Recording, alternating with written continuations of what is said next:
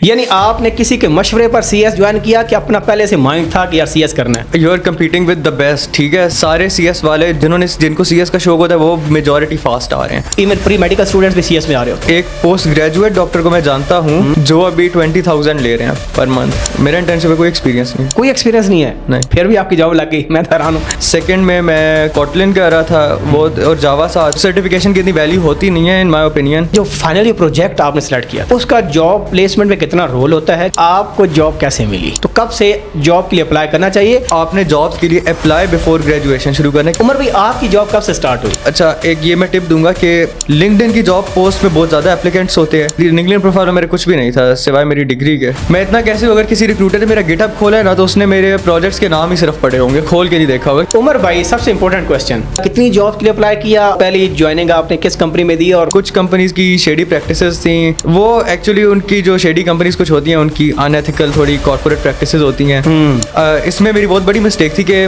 मैंने कोई social network मेरा नहीं बिल्ड किया हुआ था, क्योंकि मैं बहुत लोगों को जानता हूँ जिनको इंटरव्यू प्रोसेस में एंटर हुआ रेफरल हो गए थे, और रिक्रूटमेंट ड्राइव से बहुत अच्छी अच्छी जॉब्स लगती हैं लोगों की। अगेन मेरी साइड पे मिस्टेक थी, मैं रिक्रूटमेंट ड्राइव में गया नहीं था। हर कंपनी के इंटरव्यू प्रोसेसेस होते हैं। अगर आपने डेवलपर का इंटरव्यू देना है तो लीड कोड बहुत ज़रूरी। जो टेक्निकल इंटरव्यू आपका था वो फिजिकल था कि ऑनलाइन था? इसमें ये एक टिप है कि आप सीवीज मल्टीपल बनाएं। मैं मोस्ट इंपॉर्टेंट मैंने जैसे कहा रेफरल जो रिक्रूटमेंट ड्राइव्स, ये आपको फास्ट ट्रैक आपका काम जल्दी करता है। उसमें बेसिकली उन्होंने ये देखना होता है कि जो बंदा हायर कर रहे हैं वो ठीक है या कोई थक टाइप का बंदा ना आ जाए कंपनी में। Today's podcast is sponsored by Dr. Mohammed Bilal, Director Emergency Cardiasm International Hospital. अस्सलाम वालेकुम व्यूअर्स।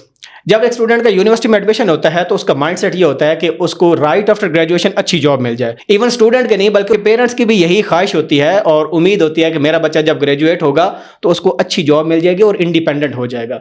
लेकिन हम अपने गिरदोनवा में देखें तो हम ऐसी बड़ी एग्जाम्पल्स देखते हैं कि बहुत सारे students right after graduation struggle करते हैं, और ये जो स्ट्रगलिंग पीरियड है ये डिपेंड करता है ऑन द स्टूडेंट के वो किस तरह जॉब को एक्सप्लोर कर रहा है, जॉब हंटिंग कैसे कर रहा है, उसकी स्किल सेट कैसे है, और भी काफ़ी फैक्टर्स हैं जिसकी वजह से उसको जॉब नहीं मिलती। लेकिन साथ साथ हम ये भी देखते हैं कि कुछ स्टूडेंट्स का ग्रेजुएशन से पहले ही उनकी नौकरी हो जाती है और कुछ स्टूडेंट्स की ग्रेजुएशन के बाद होती है, तो ये टाइम पीरियड वेरी करता है। तो आज के इस पॉडकास्ट में हम डिस्कस करेंगे ये इशू और आपको बताएंगे कि भाई उन्होंने टाइम कैसे गुजारना है, कैसे सोशल नेटवर्क को बिल्ड करना है ताकि ग्रेजुएशन के फौरन बाद आपको एक अच्छी नौकरी मिल सके। अच्छी इवन ना भी मिले तो एक रिलायबल रीजनेबल नौकरी आपको मिल सके ताकि आप इंडिपेंडेंट हो सके। तो इसके लिए हमने इन्वाइट की है अपने एक स्टूडेंट को जो कि फ्रेश ग्रेजुएट है, फास्ट यूनिवर्सिटी इस्लामाबाद के स्टूडेंट हैं और 2024 में ग्रेजुएट हैं। सीएस इन्होंने किया था, तो इनसे मिलते हैं। इनका नाम है उमर मुख्तार। अस्सलाम वालेकुम उमर भाई, क्या हाल है? वालेकुम सलाम। उमर भाई, बहुत शुक्रिया पॉडकास्ट को ज्वाइन करने का। नहीं सर, आपसे मिलकर काफ़ी अच्छा लगा।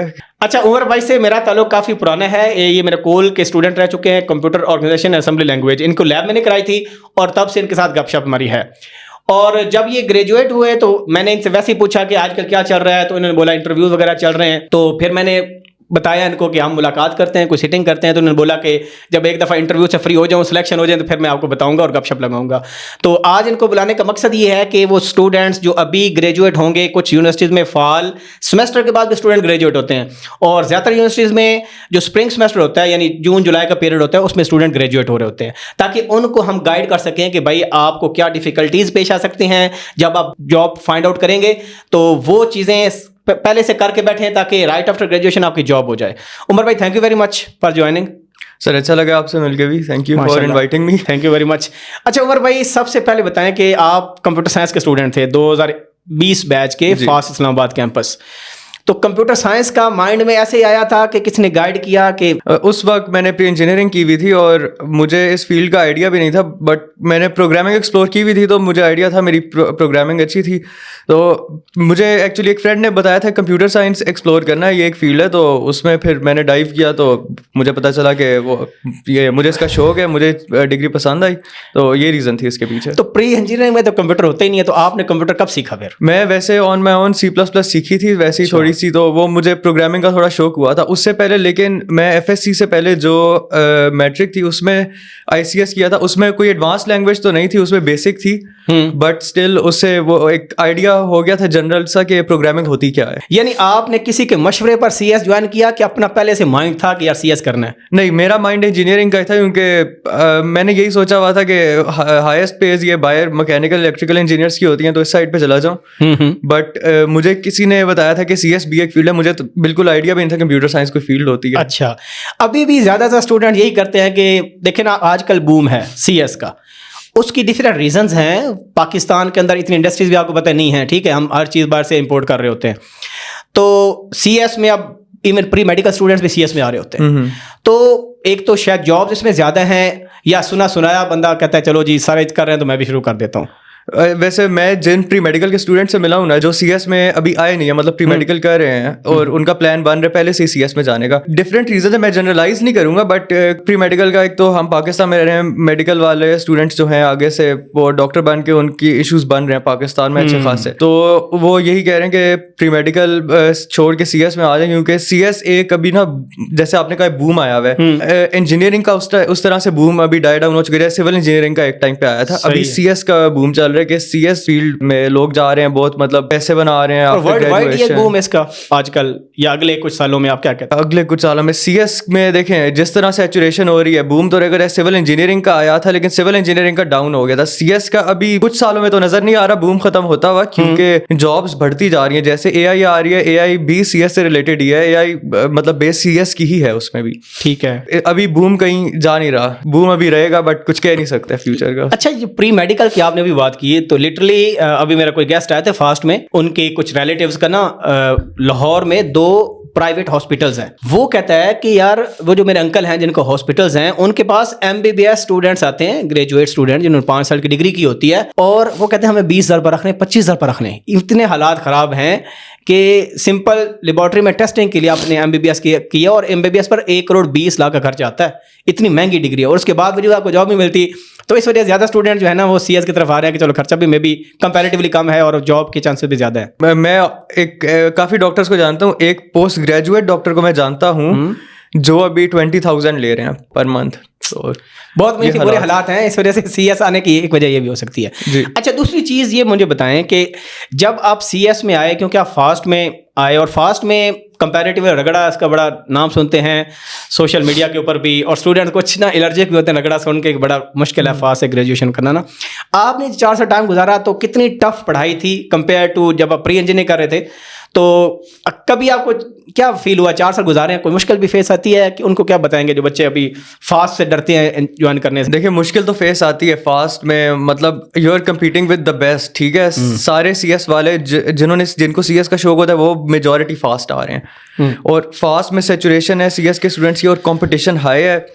मतलब अगर फॉर एग्जांपल मैं FSC कर रहा हूँ और मेरे क्लास में 50 हैं and I am the top of my class, और मैं वहाँ से आता हूँ फास्ट में ये कह के कि मैं टॉप था अपनी क्लास के, यहाँ पे भी टॉप करूँगा। ये बात याद रखनी कि मेरी क्लास में फास्ट में हर कॉलेज से टॉप ऑफ द क्लास आया होगा ऑलमोस्ट, ठीक है। मतलब वो भी टॉप ऑफ द क्लास आए होंगे, तो आप एक एवरेज बन गए हैं फिर से, आप टॉप पे नहीं रहे, तो आपने फिर टॉप पे आना है। तो स्ट्रगल तो उस कंपटीशन में करना पड़ेगा आपको, सर्वाइवर फॉर द फिटेस्ट जिसको कहते हैं, कि आपने सर्वाइव करना है।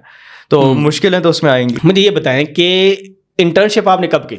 मेरा इंटर्नशिप में कोई एक्सपीरियंस नहीं है। कोई एक्सपीरियंस नहीं है? नहीं। फिर भी आपकी जॉब लग गई, मैं हैरान हूँ, क्योंकि मैंने काफ़ी स्टूडेंट देखे हैं जो कहते हैं कि internship is your first step to get a job.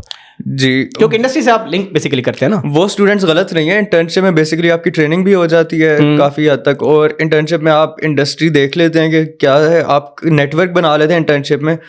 उससे आप फॉर एग्जांपल मैं कंपनी में काम कर रहा हूँ, तो मैं उधर लोगों के जान जाऊँगा कि क्या है, और हो सकता है वो मुझे फ्यूचर में जब मैं ग्रेजुएट करूँ मैं उधर अप्लाई करूँ और मुझे वहाँ से आ जाए इंटरव्यू, तो ऑब्वियसली इंटर्नशिप की वैल्यू तो है। बट अब टोटली डिपेंड करता है कि समर्स में मतलब आपने इंटर्नशिप करनी है नहीं करनी, और या आप रिसर्च कर लें, तो वो पर्सन टू पर्सन ही डिपेंड करता है। मैंने इंटर्नशिप्स के लिए अप्लाई किया ही था फाइनल ईयर से पहले, जो थर्ड ईयर के समर में मैंने इंटर्नशिप्स में अप्लाई किया था, अप्लाई करना शुरू किया, बट मेरे सर्कमस्टेंस ऐसे मैं उस वक्त इंटर्नशिप कर नहीं सकता था, तो मैंने फिर वो 2 ऑफर्स मुझे आई थी और उनको फिर मैं रिजेक्ट कर दिया और फिर इंटर्नशिप की नहीं। समर्स में क्या करते थे फिर? हाँ, उन समर्स को मैंने फिर यूटिलाइज किया था। फॉर एग्जांपल मैंने इसमें जो फर्स्ट ईयर का समर था उसमें ना मैंने एक्सप्लोर किया था, मतलब आप ये नहीं है समर कि आपने पूरा दिन पढ़ो या कुछ करो, मतलब वैसी एज अ हॉबी कोई चीज़ें एक्सप्लोर कर सकते हैं समर में, आपके पास टाइम होता है। फर्स्ट ईयर में मैंने डिफरेंट लैंग्वेजेस एक्सप्लोर कर ली थी, सेकेंड में मैं कॉटलिन कर रहा था वो और जावा साथ, और थर्ड के समर में मैं बेसिकली इस थर्ड के समर में मेरे पास टाइम बिल्कुल नहीं था, और तो मैं थोड़ी सी AI थोड़ा सा एक्सप्लोर किया था फॉर के आगे FYP क्या करना है इस यानी कोई सर्टिफिकेशन वगैरह भी आपने की है, साथ की थी बट सर्टिफिकेशन डिग्री के साथ साथ ही मतलब की थी वो। अच्छा। समर में सर्टिफिकेशन ऑनलाइन मतलब कोर्सेरा यूडेमी, वो सर्टिफिकेशन की इतनी वैल्यू होती नहीं है इन माय ओपिनियन। अच्छा, क्योंकि सर्टिफिकेशन का आपका ये मकसद नहीं होता कि आपने सर्टिफिकेट लेना, सर्टिफिकेट कोई भी ले सकता है। अच्छा, आपने बेसिकली वो स्किल सीखना होता है। तो मैं मतलब सर्टिफिकेशन में कंप्लीट भी नहीं करता, मतलब कोई कोर्स है तो उसको मतलब देख लिया और वो सर्टिफिकेशन असाइनमेंट्स उसकी कुछ स्किप कर दी, तो सर्टिफिकेट लेना आपकी प्रायोरिटी नहीं होनी चाहिए, आपका काम वो कोर्स से चीज़ सीखना होता है। 4 साल आपने स्पेंड किए फास्ट में, ठीक है। एक स्टूडेंट अभी इनरोल होता है या 2025 में इनरोल होगा, 2029 में 2029 में ग्रेजुएट होगा।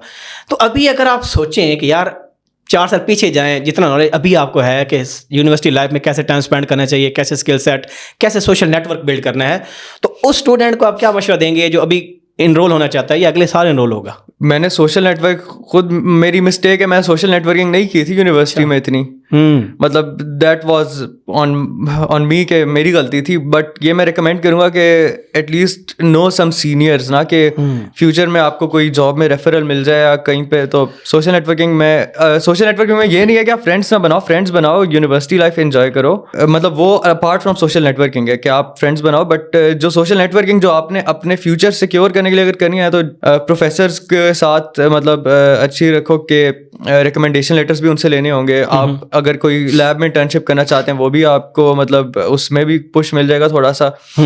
और सीनियर्स का जहाँ तक है, आपको हो सकता है सीनियर किसी अच्छी कंपनी में हो और वो आपको इंटरव्यू दिलवा दे। अच्छा, मुझे ये बताएं कि जो फाइनली प्रोजेक्ट आपने सेलेक्ट किया था, ठीक है, उसका जॉब प्लेसमेंट में कितना रोल होता है? क्योंकि ये डिपेंड करता है ना जॉब की नौयत किस तरह की है। जिस तरह आपकी जॉब है तो आपको फाइनली प्रोजेक्ट ने कितना हेल्प किया और इसको चूज़ करने के लिए क्या नॉलेज होना चाहिए? क्योंकि मैं ऐसे स्टूडेंट से जानता हूँ जो टीचर के पास आते हैं हमें फाइनल प्रोजेक्ट दे दें, यानी उनकी कोई वर्किंग नहीं होती, वो कहते हैं कि बस हमें बता दिया जाए ये टॉपिक इस पर काम करना है। तो मुझे बताएं कि आइडियल सिनेरियो क्या है कि फाइनल प्रोजेक्ट कैसा होना चाहिए? और देखें इसमें ना डिफरेंट पर्सपेक्टिव्स हैं। आप फाइनल प्रोजेक्ट डेवलपमेंट में कर सकते हैं, R&D में कर सकते हैं। डेवलपमेंट में करना है तो आप खुद से कुछ इनोवेटिव आइडिया सोचें, आप प्रॉब्लम खुद सोचें कि आपको क्या प्रॉब्लम फेस कर रहे हैं जो इंडस्ट्री में नहीं है और आप उसका सोल्यूशन बनाने का सोच लें। या आपको इनोवेटिव आइडिया सोचें जो इम्प्रेस करें अगले को। आगे आपके पैनल होता है और आपने पैनल को इम्प्रेस करना होता है। इसमें आप सोचें और कोई अच्छा सा डेवलपमेंट का प्रोजेक्ट बनाएं, क्योंकि आपने इंडस्ट्री में जाना है और इंडस्ट्री में फाइनल प्रोजेक्ट की वैल्यू है, मतलब at some extent final project value करते हैं। अगर आपने R&D में करना है तो फिर ना आपने वो फील्ड देखनी है जिसमें आपने जॉब करनी है और उसका फाइनल ईयर प्रोजेक्ट ढूंढे। मेरा फाइनल प्रोजेक्ट AI और मेडिकल इमेज से रिलेटेड था, मेडिकल इमेजिंग और AI से। और मैंने for my final year project मेरा समर में ना मैंने कहा था थर्ड ईयर का समर में एक सेगमेंट मैंने फाइनल ईयर प्रोजेक्ट भी एक्सप्लोर किया था कि FYP करना क्या है। अच्छा। और मैंने जो इसकी टेक्निक मतलब मेरा करना AI में था, क्योंकि समर के स्टार्ट में ना मतलब AI से थोड़ा सा मेरा इंटरेक्शन हो चुका हुआ था कि AI में कर सकते हैं। तो मैंने ना उसमें मेडिकल का सिर्फ इसलिए उसमें फैक्टर मेडिकल का सिर्फ इसलिए आया था क्योंकि मैं कुछ डॉक्टर्स को जानता था और मैंने उनसे जाके उनकी प्रॉब्लम्स आइडेंटिफाई की थी कि आप क्या चीज़ें आप मैनुअली करते हैं, और फिर मैं उनको एनालाइज किया था कि कैन दिस बी ऑटोमेटेड। फिर ऐसे आइडियाज़ मैंने 4-5 देखे, फिर उन पे मैंने रिसर्च पेपर्स देखे जो ऑलरेडी AI में हुए थे, और फिर मैंने उनमें से कुछ उनमें से शॉर्ट लिस्ट किए, फिर वो सुपरवाइज़र से डिस्कस किए और फिर उनमें से एक पिक कर लिया। तो इसमें फाइनल प्रोजेक्ट अगर आपने R&D में करना है तो आपने फील्ड एक्सप्लोर करनी है, उसमें प्रॉब्लम्स देखनी है जिनमें रिसर्च है, और उसमें फिर आपने फर्दर रिसर्च करनी है। और अगर डेवलपमेंट में करनी है तो फिर आपको आइडिया कोई अच्छा चाहिए।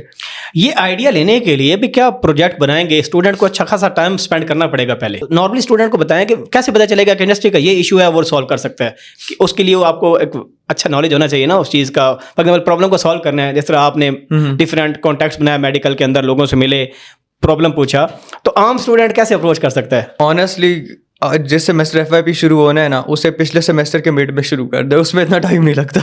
अच्छा। इजीली, मतलब इतने कोई समर ब्रेक भी होती है ना दरमियान में? वही ना, समर ब्रेक भी होती है, और इजीली मतलब ये FYP इतना जितना टफ उसको समझते हैं ना जूनियर, इतना होता नहीं है। आपने बेसिकली एक आइडिया सोचना होता है, उस आइडिया पे काम करना होता है। नहीं, वो आइडिया वाकई फिजिबल भी होता है, उसको इम्प्लीमेंट करना प्रैक्टिकल। ये स्टूडेंट ने देखना है ना कि फिजिबल है या नहीं है। अच्छा। अब मैं आइडिया कोई ऐसा बना दूं जो इम्प्लीमेंट ही ना हो सके, और फिर मेरा FYP आधा होगा ही नहीं। क्योंकि मैंने ऐसे ग्रुप्स को देखा लिटरली, जब FYP 1 प्रेजेंटेशन होती है तो पैनल कहता है भाई ये चीज़ तो पॉसिबल ही नहीं, आप कैसे करेंगे, या इसमें एग्जैक्टली ये होता है। तो अब वही है कि अब मैं आइडिया ले आऊँगा, मैं रॉकेट बनाऊंगा, क्योंकि इन्वेस्टमेंट पर्पस भी और ये सारी चीज़ें जो रिसोर्स। हाँ, मैं अब रॉकेट के पैसे तो नहीं कहीं से लेके आ सकता, ना ही मैं रॉकेट लीगल है बनाना मेरे लिए। तो उमर भाई, आपको जॉब कैसे मिली? ठीक है, सबसे पहला काम देखें, आप स्टूडेंट को पता होता है क्वेश्चन मई या जून में, अगर फास्ट की बात करें या नस्ट की, तो जून जुलाई से पहले ही बंदा ग्रेजुएट हो जाता है। मई जून में आपके एग्जाम भी हो जाते हैं, रिजल्ट भी आ जाता है, इवन आपका कॉन्वोकेशन भी करीब आने वाला है, नवंबर के 23 को है। जी बिल्कुल। तो कब स्टूडेंट को जॉब के लिए अप्लाई करना शुरू कर देनी चाहिए? Because I know some students कि अभी डिग्री कंप्लीट नहीं होती और वो किसी ना किसी कंपनी के साथ अटैच होते हैं, वर्क फ्रॉम होम कर रहे होते हैं या कुछ और, मे बी मुझे एग्जैक्टली नहीं पता, लेकिन स्टूडेंट कहते हैं जी हम काम कर रहे हैं। तो ये कौन सा आइडियल टाइम है जब आपका स्किल सेट लेवल इस हद तक पहुंच जाए कि आप फील करें कि हाँ यार मैं किसी कंपनी के साथ अटैच हो सकता हूँ, कि सॉफ्टवेयर हाउस के साथ काम कर सकता हूँ? तो कब से जॉब के लिए अप्लाई करना चाहिए, और उसके लिए आपके पास क्या क्या नेटवर्क्स हों, यानी कहाँ से जॉब ढूंढे बंदा? इसमें ना, अगर जहाँ तक आपने स्किल सेट की बात की ना, तो स्किल सेट आपका 3rd ईयर में डेवलप हो गया होता है जॉब करने के लिए। ठीक है, अगर आप खुद से भी काम करें और यूनिवर्सिटी भी पढ़ाए तो आप 3rd ईयर के स्टार्ट में जॉब स्टार्ट कर सकते हैं। बट उसमें ये है कि आप पार्ट टाइम जॉब्स भी होती है, फुल टाइम भी होती है, फिर आपने पढ़ाई को मैनेज करना होता है साथ जॉब के। तो इसमें अगर आप बैलेंस कर सकते हैं, मैनेज कर सकते हैं तो करें। और मेजॉरिटी जो स्टूडेंट्स थे ना, मतलब जिन्होंने ड्यूरिंग स्टडीज़ जॉब की थी, उन्होंने 7th सेमेस्टर के एंड पे ना जॉब स्टार्ट की थी, मतलब 8th सेमेस्टर ख़त्म होने से पहले ही। उसमें वही मैंने जो बताया, अगर आप मैनेज कर सकते हैं स्टडीज़ के साथ तो करें, बट आपने जॉब के लिए अप्लाई बिफोर ग्रेजुएशन शुरू करना है, क्योंकि कंपनीज ग्रेजुएशन से पहले आपकी जॉब आपको ढूंढना शुरू कर देती है, रिक्रूटर शुरू हो जाते हैं हेड हंटिंग करना। अगर मेरे मई जून में एग्जाम्स है ना, अप्रैल में जॉब स्टार्ट कर दें, जॉब्स के लिए अप्लाई करना। ठीक है। और उनको आप एग्जैक्ट वो डेट मांग लेते हैं, क्योंकि उस टाइम पे ना रिक्रूटर्स ना इकट्ठे कर रहे होते हैं लोग कि हमने इनको हायर करना है, और वो आपसे डेट पूछ लेते हैं ग्रेजुएशन की, और फिर आप उस पर आ सकते हैं। मतलब जून में आप उनको बता सकते हैं मैं ग्रेजुएट करूँ, और फिर आप साथ ही मतलब जिस दिन मेरा लास्ट एग्जाम खत्म हुआ उससे अगले दिन मैं ज्वाइन कर सकूँगा। उमर भाई, आपकी जॉब कब से स्टार्ट हुई? मेरी जुलाई में जॉब स्टार्ट हुई थी। और ग्रेजुएट आप मई में हुए थे? जून में आप ग्रेजुएट हुए, तो यानी तकरीबन 1-1.5 महीना लगा आपको जॉब के लिए? मैंने एक्चुअली अप्लाई करना मैंने मई के स्टार्ट में कर दिया था अप्लाई करना शुरू। अप्लाई कैसे किया, कहाँ से कहाँ पर अप्लाई किया आपने? अच्छा, मैंने लिंक्डइन पे अप्लाई किया था। मेजॉरिटी लिंक्डइन पे जॉब पोस्ट आ रही थी, उसमें आप रिक्रूटर्स को फॉलो करें। अच्छा, एक ये मैं टिप दूंगा कि जब आप एक टेक्निकल रिक्रूटर को फॉलो करते हैं ना, तो उसके सजेशंस में ना और टेक्निकल रिक्रूटर्स आ जाते हैं। आप उनको फॉलो करते हैं ना, ऐसे चेन बनती जाएगी पूरी ट्री। आप टेक्निकल रिक्रूटर्स को फॉलो करें, आपके पास इतनी बड़ी, फॉर एग्जांपल कोई कौन सा टेक्निकल रिक्रूटर है? आप रैंडम किसी को भी फॉलो कर रहे हैं, नीचे टेक्निकल रिक्रूटर्स आना शुरू हो जाएंगे। ठीक अच्छा। है, किसी एक कंपनी को फॉलो कर ले, उससे वो लिंक्डइन से में नीचे आ जाता है। ठीक है। अगर आपने ऑनलाइन अप्लाई करना है, इसमें ये मैं सजेशन दूंगा कि इसमें आप टेक्निकल रिक्रूटर्स को फॉलो करें, क्योंकि ना इसमें एक आती है लिंक्डइन की जॉब पोस्ट। लिंक्डइन की जॉब पोस्ट में बहुत ज़्यादा एप्लीकेंट्स होते हैं, और वहाँ से कम एप्लीकेंट्स आपको मिलते हैं टेक्निकल रिक्रूटर्स के पर्सनल ईमेल्स पे, जो उनके HR के ईमेल्स होते हैं, उधर कम एप्लीकेंट्स जाते हैं, क्योंकि लिंक्डइन पे अप्लाई करना ज़्यादा इजी होता है। ठीक है। और टेक्निकल रिक्रूटर्स खुद से पोस्ट डालते हैं, वो जॉब पोस्ट नहीं डालते। तो इस सेंस में टेक्निकल रिक्रूटर्स के पास कम एप्लीकेशन आती हैं, उधर चांसेस ज़्यादा होते हैं। और ऐसे आप बस अप्लाई करते जाए, रेज्यूमेज अपनी अपलोड करते। यानी आपने खुद अप्लाई किया था कि किसी ने कहा था आपको कि यार ये इस यहाँ पर अप्लाई करो, टेक्निकल रिक्रूटर ढूंढो लिंक्डइन पर? या मैंने खुद सारा अप्लाई किया था, मैं खुद ही लिंक्डइन आपकी प्रोफाइल कैसी थी, कि नॉर्मल थी कि आप उसको बिल्ड कर रहे थे साथ साथ? नहीं, लिंक्डइन प्रोफाइल मेरी नॉर्मल ही थी। लिंक्डइन प्रोफाइल में मेरे कुछ भी नहीं था सिवाय मेरी डिग्री के। तो स्टूडेंट्स को क्या मशवरा देते हैं? लिंक्डइन प्रोफाइल पे अपना FYP एक तो डिस्प्ले कर दें, ताकि रिक्रूटर आपकी प्रोफाइल अगर प्रोफाइल देख रहे हैं, मतलब अब रिक्रूटर के पास कितनी जॉब एप्लीकेंट्स आते हैं, ठीक है, तो वो आपकी प्रोफाइल हो सकता है खोल के देखे, तो वो जल्दी से कुछ होते हैं अब रेज्यूमेज वो शिफ्ट कर लेते हैं फ़ौरन, कोई रेज्यूमेज निकाल लेते हैं। हो सकता है पॉसिबिलिटी है कि आपकी प्रोफाइल देख लें तो एक FYP अपना लिख लें वहाँ पे एक प्रॉपर सा बना के, और एक उसकी वीडियो वगैरह भी डाल दें, वीडियो डाल दें, या एक फ्लो डायग्राम टाइप की पिक्चर डाल दें कि रिक्रूटर को आइडिया हो, क्योंकि रिक्रूटर टेक्निकल रिक्रूटर्स होते नॉन टेक्निकल ही हैं। अच्छा, तो उनकी नॉलेज, डोमेन नॉलेज नहीं होता, उन्होंने वो वर्ड्स देखने होते हैं जिनसे उनको अपनी जॉब में मैच नज़र आ रहा होता जॉब डिस्क्रिप्शन रिलेटेड जो वर्ड्स हो, कीवर्ड्स। है। तो उसमें बेसिकली आप FYPA लाजमी डालें और अपनी डिग्री डाल दें। कुछ सेमेस्टर प्रोजेक्ट भी ऐसे होते हैं जो दिखाए जा सकें, लिंक्डइन पर डाले जा वो सकें। आप गिटहब पे डाल के ना अपना लिंक अटैच कर दें, वो बहुत ही कम देखते हैं। अच्छा। पोर्टफोलियो जहाँ पे, हाँ, जहाँ पे डेवलपर्स ने पोर्टफोलियो दिखाना होता है ना, ठीक है, अपने पोर्टफोलियो के लिए आप वो लिंक्डइन पे डाल दें।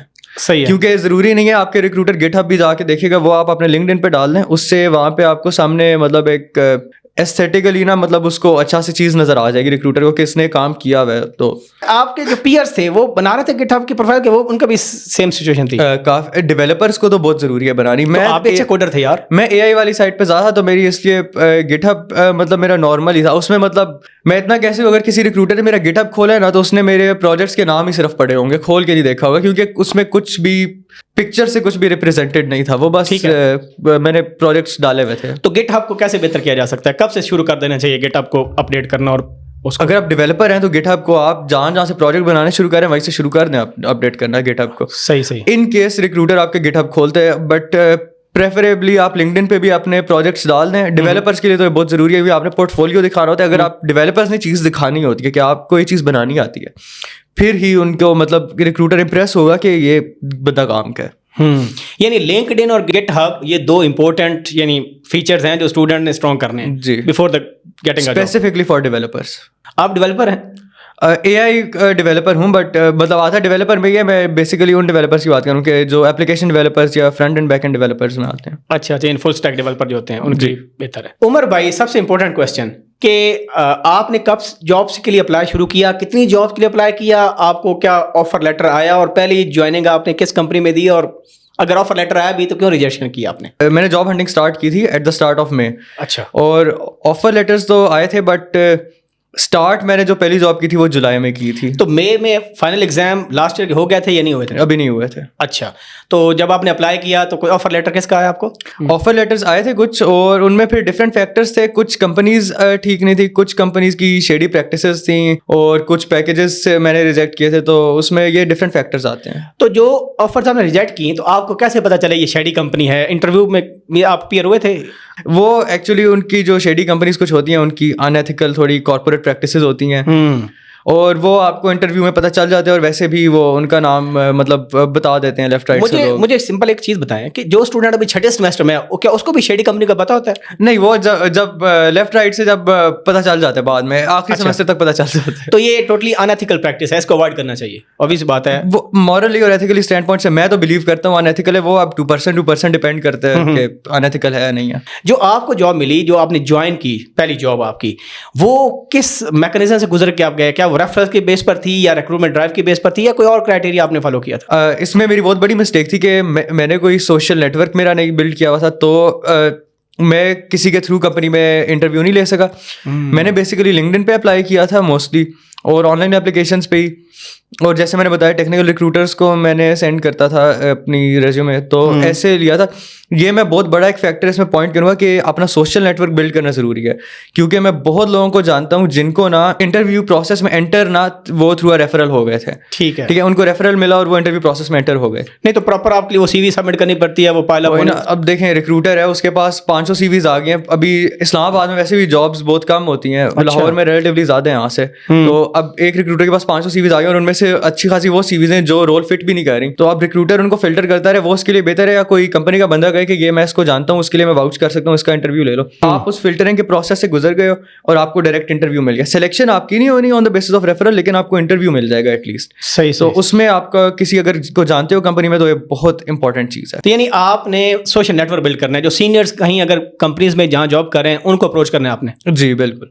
अच्छा। और सेकेंडली, जैसे आपने कहा रिक्रूटमेंट ड्राइव्स की, अगर आपका सोशल नेटवर्क नहीं है तो recruitment drives are the second most important. अच्छा। ठीक है, रिक्रूटमेंट ड्राइव्स बहुत इंपॉर्टेंट है। जो कंपनी फास्ट आ रही है ना आपको रिक्रूट करने के लिए, उस कंपनी ने लोग लेके जाने हैं, तो आपने उस रिक्रूटमेंट ड्राइव्स में जाएं आप। और रिक्रूटमेंट ड्राइव से बहुत अच्छी अच्छी जॉब्स लगती हैं लोगों की। अगेन मेरी साइड पे मिस्टेक थी, मैं रिक्रूटमेंट ड्राइव्स का में पार्ट ही नहीं लिया था, मैं रिक्रूटमेंट ड्राइव्स में गया नहीं था।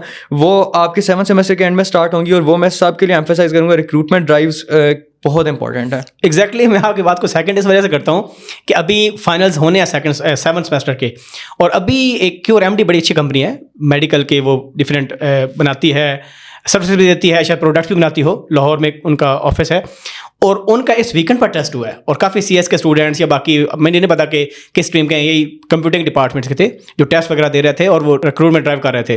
तो आपने ये प्रोसेस स्किप किया और स्टूडेंट्स को इनकरेज आप करते हैं कि वो लाजमी इसमें पार्टिसिपेट करें। बिल्कुल। अच्छा, आप बताएं कि क्योंकि आपने तो जो वहाँ पर टेक्निकल रिक्रूटर्स हैं वहाँ पर आपने अप्लाई किया, अपनी CV उनको पुट की, तो जिस कंपनी में आप जॉब कर रहे हैं तो क्या प्रोसेस था, आपको कैसे जॉब मिल गई? मैंने लिंक्डइन के थ्रू अप्लाई किया था। उन्होंने डायरेक्टली आपको जॉब के लिए कॉल किया कि उनको टेस्ट वगैरह भी कंडक्ट किया पहले? जी, इंटरव्यू, हर कंपनी का इंटरव्यू प्रोसेसेस होते हैं। ठीक है।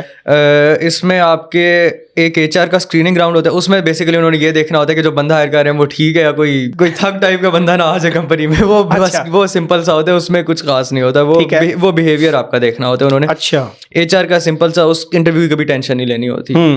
टेक्निकल इंटरव्यू के लिए आपने फोकस करना होता है। टेक्निकल इंटरव्यू में फिर डिपेंड करता है, टेक्निकल इंटरव्यू पे हर कंपनी के डिफरेंट होते हैं। अगर आपने डेवलपर का इंटरव्यू देना है तो लीड कोड बहुत ज़रूरी है। मैंने डेवलपर्स की जॉब के लिए भी अप्लाई किया था, उसमें मैक्सिमम लीड कोड मीडियम तक आता है। वो लीड उसमें आपने ये नहीं है कि आप लीड कोड की क्वेश्चंस रट्टे मारो, आप क्वेश्चन सॉल्व करना शुरू करते हो ना तो पैटर्न समझ आ जाती है, मतलब आपकी प्रैक्टिस हो जाती है। मतलब अब आप 8वें सेमेस्टर में आ रहे हो तो आपको हो सकता है डेटा स्ट्रक्चर्स भूल गए हो, तो जब चीज़ें रिवाइज हो जाती हैं फिर सब कुछ सिंपल हो जाता है। आपने कोई AI में किया था तो उसमें लीड कोड आता है? जी, मैंने ज़्यादा एप्लीकेशंस AI में ही की थी, क्योंकि मैं CS का स्टूडेंट हूँ, बट मैं AI की तरफ शिफ्ट कर गया था कोर्सेज अपने एंड पे। तो मैं इसमें यही कहूँगा कि AI वाले इंटरव्यूज़ में लीड कोड इतना इंपॉर्टेंट नहीं था। बेसिकली वो AI के कॉन्सेप्ट सही टेक्निकल डेप्थ के साथ और डिटेल्स के साथ कि इस बंदे को पता भी है कि अच्छा ये चीज़ें काम कैसे करती हैं, टेक्निकल डिटेल्स उसकी वो सारी उन्होंने पूछते थे लोग। तो यानी जिसने डेवलपर की जॉब करनी है उसकी लीड कोड या हैकर रैंक बहुत कुछ उसको कहते हैं कि हैकर रैंक की प्रॉब्लम बहुत ज़्यादा पूछे जाते हैं इंटरव्यूज के अंदर, तो उसमें यानी कोशिश करनी चाहिए। जी ठीक है। तो जो टेक्निकल इंटरव्यू आपका था वो फिजिकल था कि ऑनलाइन था? और टेक्निकल इंटरव्यूज़ वैसे डिपेंड करते हैं कंपनी टू कंपनी, ऑनलाइन भी हो जाते हैं, फिजिकली भी हो जाते हैं। आजकल कंपनीज ऑनलाइन ही प्रेफर कर रही हैं, ऑनलाइन प्रेफर कर रही हैं। तो टेक्निकल इंटरव्यू के लिए आपने एक बताया कि लीड कोड से आप प्रिपरेशन करके जाओ अपनी, और क्या ज़रूरी चीज़ें हैं इंटरव्यू के लिए? देखिए, मैंने ज़्यादा AI के दिए थे, तो उसमें तो AI के कोर कॉन्सेप्ट्स और टेक्निकल डिटेल्स आप ये नहीं कि आपको मॉडल ट्रेन करना आ गया आप इंटरव्यू देने चले गए हो। टेक्निकल डिटेल्स बहुत मैटर करती हैं, क्योंकि वो एक्चुअली आपके कॉन्सेप्ट्स देख रहे होते हैं कितने स्ट्रॉन्ग है। और जहाँ तक लीड कोड है वो डेवलपर्स के लिए मैक्सिमम मीडियम तक का क्वेश्चन आ जाता है, लीड कोड मीडियम, वरना वैसे लीड कोड मीडियम ही जनरली आते हैं। जो AI का आपने प्रोजेक्ट बनाया था उसके रिलेटेड भी इंटरव्यू में क्वेश्चन हुए थे? FYP से रिलेटेड हर इंटरव्यू में क्वेश्चन मेरे हुए थे। FYP मतलब कंपनी, जब आप जा रहे हैं, मेरी कोई इंटर्नशिप एक्सपीरियंस नहीं था तो मेरे पास FYP प्रेजेंट करने के लिए होता था, तो मैं बेसिकली उसी पे मेरा होता था कि FYP से वो क्वेश्चंस करते थे। और फिर उससे फिर ये था टेक्निकल डिटेल्स का एनालिसिस भी हो जाती, मतलब कि FYP से कोई क्वेश्चन करते और मैं जब उसका आंसर करता तो फिर उससे वो AI की वो डिटेल्स पिक करते थे जिसका उन्हें आंसर फर्दर चाहिए होता था। तो इस सेंस में FYP इंपॉर्टेंट। अच्छा, कुछ लोग CV में ऐसी चीज़ें डालते हैं जो वाकई उनको नहीं आती, ठीक है, तो ऐसा अनएथिकल काम करना चाहिए आप घर में? नहीं, अब मैं CV में डाल दूंगा पश्तो बंगाली बोलता हूँ, उस सेंस में कह रहे हैं या कि मैं डेवलपर टूल्स आप डाल दें कि आपने काम ही ना किया, बस अगले को इंस्पायर करने के लिए कि मेरे CV ऊपर आ जाए और मुझे इंटरव्यू के लिए कॉल आ जाए? ऑब्वियसली नहीं है, तो अब अनएथिकल है। लेकिन इसमें ये एक टिप है कि आप CVs मल्टीपल बनाएं। अगर आपको सॉफ्टवेयर डेवलपमेंट भी आती है, फ्रंट एंड आती है, बैक एंड आती है, AI डेवलपर भी हैं, आप बहुत कुछ आते हैं, तो आप तीनों की CVs अलग अलग बनाएं। अच्छा। फ्रंट एंड की जॉब्स के लिए फ्रंट एंड वाली आप सेंड करें और बाकी के लिए मतलब बाकी स्पेसिफिक सेंड करें। झूठ ना बोलें, ये थोड़ा अनएथिकल है, बट ठीक है, वो पर्सन टू पर्सन डिपेंड करता है। अच्छा, आपको जॉब में स्ट्रगल करनी पड़ी यानी, क्योंकि आपका रेफरेंस नहीं था? जी बिल्कुल। तो आपके कुछ दोस्त होंगे जो रेफरेंस के थ्रू गए हैं कि सब भी इसी प्रोसेस से गुजरे? काफ़ी रेफरल्स के थ्रू गए हैं, काफ़ी इस प्रोसेस के थ्रू गए हैं, काफ़ी रिक्रूटमेंट ड्राइव्स के थ्रू गए हैं। अच्छा, तो इसमें मोस्ट इंपॉर्टेंट मैंने जैसे कहा रेफरल्स और रिक्रूटमेंट ड्राइव्स, ये आपको फास्ट ट्रैक आपका काम जल्दी कर देते हैं। बट इसमें मैं एक और पॉइंट ऐड करूँगा कि सपोज करें आपकी जॉब नहीं लगी, आप ग्रेजुएट कर गए हो और आप कह रहे हो 4 महीने हो गए हैं, जॉब नहीं लगी, 5 महीने हो गए हैं, I mean worst case scenario मैं कह रहा हूँ, अल्लाह ना करे ऐसे किसी के साथ हो, तो उसमें फिर ये फैक्टर है कि आपने डिप्रेशन में नहीं जाना, आप अप्लाई करते रहो। ठीक है, कंपनी ने क्या कहते हैं बंदे हायर कर लिए 5, ठीक है, उनमें से कोई 2 होंगे उनको कहीं अच्छी ऑफर मिल गई कहीं और से, उन्होंने वो जॉब छोड़ के उधर चले जाना है। ठीक है, फॉर एग्जांपल एक कंपनी ए है और एक कंपनी बी है। कंपनी बी के पास नया प्रोजेक्ट आया है, उन्होंने 2 बंदे हायर करने हैं। कंपनी ए के 2 बंदों के पास वो ऑफर आई है और वो ज़्यादा ऑफर है, वो उधर चले गए। अब कंपनी ए ने फिर 2 और बंदे हायर करने हैं और उस वक्त वो ग्रेजुएशन वाला वो जो ग्रेजुएट्स की वो जो मैथ्स ग्रेजुएशन जो हुई होती है वो डाई डाउन हो गई होती है। तो वो फिर कंपनी ढूंढ रही होती है, तो जॉब मिल जाएगी आपको, आप थोड़ा सा वेट करें, जॉब मिल जाती है। अच्छा उमर भाई, मुझे ये बताएं कि जिस कंपनी में अभी आप हैं, आप सेटिस्फाइड हैं जी अपनी जॉब डिस्क्रिप्शन के पॉइंट ऑफ व्यू से भी जी। और जिस रोल पर अभी आप गए हैं, आप डिफरेंट, क्योंकि बाज़ औक़ात ना एट टाइम्स पोस्ट आती है कि इस एक पोस्ट अवेलेबल है, मल्टीपल कैंडिडेट्स अप्लाई करते हैं, तो बंदे को पता होता है कि यार मैं प्रॉपर कंपटीशन से गुजर के गया हूँ। तो जो लिंक्डइन पर जब आप अप्लाई करते हो तो आपको पता चल रहा होता है कि यार इस पोस्ट के लिए और भी लोगों ने अप्लाई किया है और वो भी सिलेक्ट हो सकते हैं, तो चल रहा होता है, आपको कंपटीशन का आइडिया हो रहा होता है कि नहीं होता? अब ये थोड़ा सा है कि आप स्टैंड आउट कैसे कर रहे हो, ठीक है। ठीक है। अब एज्यूमिंग के रिक्रूटर के पास 50 सीवीज आ गई हैं, ठीक है। अब उसने ना उन 50 के इंटरव्यूज तो नहीं करने, उनमें से 30 तो वो होंगी जिनके जॉब रोल ही नहीं फिट कर रहे होंगे, ठीक है। 20 आप सपोज करें वो जिनके इंटरव्यूज करने, उनमें से भी उसने 5 के इंटरव्यूज करने होंगे। फिर वो चीज़ें देखते हैं जो आपको स्टैंड आउट करा सकती हैं। उसमें CGPA भी मैटर कर सकता है, ठीक है। आपका पोर्टफोलियो मैटर कर सकता है, आपका उसमें FIP मैटर कर सकता है। उसमें वो सारी चीज़ें हैं जो आपको स्टैंड आउट कराती हैं, ठीक है। वो चीज़ें आपकी CV में अगर नज़र आ रही हैं तो फिर आपकी CV आगे जाती है। यानी CGPA का रोल कितना होता है आपकी जॉब में, कितना था आपके पीयर्स का? वैसे जहाँ पे मैंने बात की रिक्रूटमेंट ड्राइव्स और रेफरल से तो जॉब इजीली मिल जाती है। वो इजीली नहीं, मतलब कंपैरेटिवली इजीली मिल जाती है। बट CGPA का रोल है कि अब एक रिक्रूटर के पास मैंने जैसे कहा 50 CVs आ गई हैं और उसको जब नहीं दिल करा फिल्टर करने का, वो फिर यही देखेगा CGPA ऊपर वालों की CV सामने रख के। उसमें यूनिवर्सिटीज भी मैटर करती हैं, एक बंदा ना से ग्रेजुएट है, फास से है जी, बिल्कुल, एक बंदा किसी और कॉलेज से ग्रेजुएट है, बिल्कुल, तो वो उसका CGPA कैसे काउंट होगा? डिपेंड करता है कंपनी पे। कुछ कंपनीज हैं जो फास्ट की डिग्रीज ही सबसे पहले फिल्टर कर लेती हैं। अच्छा यानी फास्ट का नाम हेल्प करता है स्टूडेंट्स को? जी, फास्ट का नाम बहुत हेल्प करता है। अच्छा माशाल्लाह आपका CGPA भी काफ़ी अच्छा था, ठीक है। तो इतना CGPA फास्ट में लेना मुश्किल काम है मेरे ख्याल में नॉर्मली। जी बिल्कुल। तो क्योंकि आप अपने बाकी स्टूडेंट्स को जानते हैं, उनका CGPA 3 से ऊपर भी आ जाए तो लोग कहते हैं बड़ा हमने GPA मार लिया। 3 से ऊपर बहुत अच्छा है CGPA। तो वैसे स्टूडेंट के बैक इन द माइंड क्या होता है कि उसने स्कॉलरशिप आगे लेना है, MS करना है, तब वो इतना GPA लेता है कि? देखें अब इसमें ना डिफरेंट पर्सपेक्टिव्स हैं। अगर आपने मास्टर्स करना है ना तो स्कॉलरशिप के लिए CGPA आपको अच्छा चाहिए। अगर आपको श्योरिटी है कि आपने मास्टर्स करना है, CGPA अच्छा आपने मेंटेन करना है, ठीक है। सेकेंडली, जहाँ तक मैंने कहा है कुछ जॉब्स में फिल्टरिंग CGPA बेस्ड होती है, बट ज़रूरी नहीं है। आपके स्किल सेट में जिसमें पोर्टफोलियो आ जाता है, आपका अच्छा पोर्टफोलियो है, आपके रेफरल्स, रिक्रूटमेंट ड्राइव्स, ये चीज़ें भी मैटर करती हैं। ज़्यादा CGPA की वेटेज है जहाँ पे आपको स्कॉलरशिप मिलनी है, वहाँ पे CGPA बहुत ज़रूरी है। और कुछ जॉब्स में मैंने लिटरली देखा हुआ भी है कि वो CGPA वैल्यू करते हैं, सब नहीं करते बट करते हैं कुछ। तो CGPA इस सेंस में आप अच्छा CGPA रखने की करें। स्पेसिफिकली अगर आपने मास्टर्स करना है तो फिर तो अच्छा CGPA ही रखें। और इसमें मैं एक ये पॉइंट ऐड करूंगा कि CGPA लेने का जो टेक्निक है ना, तो पहले 3 सेमेस्टर्स में आपका CGPA लेना सबसे मुश्किल होगा। फर्स्ट 3 सेमेस्टर्स में समझ लेंगे आपकी लाइफ का ना, अगर CGPA लेना है ना तो आपकी लाइफ का गोल पढ़ना है। अच्छा, ठीक है। देखें लाइफ के साथ बैलेंस होता है, ठीक है। फर्स्ट 3 सेमेस्टर्स में आपने प्रायोरिटाइज अपनी स्टडीज़ को करना है, ज़्यादा से ज़्यादा कर सकते हैं। ठीक है। फर्स्ट 3 सेमेस्टर में आपका CGPA अगर अच्छा आ जाता है ना, आगे CGPA लेना इजी होता है, ठीक है। आगे आप अच्छा आएगा तो आपका CGPA आप मेंटेन करें, उसको अच्छे पे ही मेंटेन करें अपना CGPA। या अगर फर्स्ट 3 सेमेस्टर्स में चले नहीं आया अच्छा, बट आगे आप उसको फिर आगे CGPA लेना ईजी है, तो आप ज़्यादा फिर अच्छा स्टडीज़ पे फोकस करें और आप उसको ऊपर लाने की कोशिश तो एटलीस्ट करें। तो फर्स्ट 3 सेमेस्टर्स में बहुत ज़्यादा एम्फेसाइज करूंगा, जो भी नए स्टूडेंट्स आते हैं, आपने फर्स्ट 3 सेमेस्टर्स में ना बहुत मेहनत करनी होती है। वो आपकी प्राइम मेहनत का टाइम है। अच्छा, आइडियल सिनेरियो क्या है कि जिस तरह आप जॉब में चले गए, फॉर एग्जांपल अभी 2-3 महीने आपको ग्रेजुएशन को हुए हैं, तो कितनी टाइम जॉब करना चाहिए और GPA भी अच्छा है कि मास्टर्स के लिए? क्योंकि पाकिस्तान में हालात भी इस तरह के हैं, लोग ज़्यादातर बड़े लोग बाहर जा रहे हैं, ठीक है। कोई MS करने जा रहा है, कोई जॉब के लिए जा रहा है, कोई किसी काम के लिए जा रहा है, ठीक है। तो क्या वैसे आइडियल है कि जब इंडस्ट्री में अंदर चला जाए तो फिर बाद में MS करना चाहिए, बाहर की कंपनीज के भी अप्लाई करना चाहिए? इस पर क्या कहते हैं आप?